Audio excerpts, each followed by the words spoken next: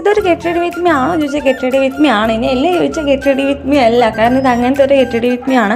6 മണിക്കുള്ള ഷോയ്ക്ക് നമ്മൾ റെഡി ആവാനായിട്ടൊരു 4:45 നിന്നെങ്കിലും നിങ്ങൾക്ക് ചോദിക്കാം, 4:45 റെഡി നിന്നൊന്നും എനിക്ക് സമയം ഇല്ല എന്നുള്ളത്. എനിക്ക് സമയം ഉണ്ടാവില്ല ഗൈസ്, കാരണം റെഡിയാവും വേണം, വീഡിയോ എടുക്കുകയും വേണം. ആ രണ്ടും കൂടെ എനിക്ക് മാനേജ് ചെയ്യാൻ കുറച്ച് കഷ്ടമായിരുന്നു.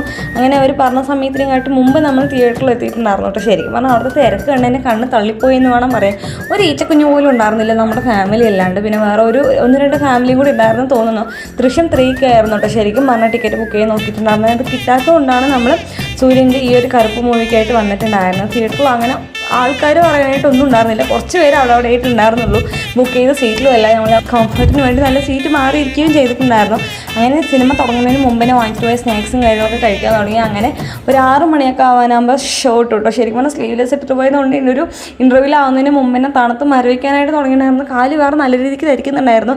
അങ്ങനെ ഒരു 9 മണിക്കൊക്കെ ആയപ്പോൾ മൂവി കഴിഞ്ഞു. അങ്ങനെ നമ്മൾ നേരെ വീട്ടിൽ പോയി. ഇന്ന് ഇത്രയേ ഉള്ളൂ. ടാറ്റാ.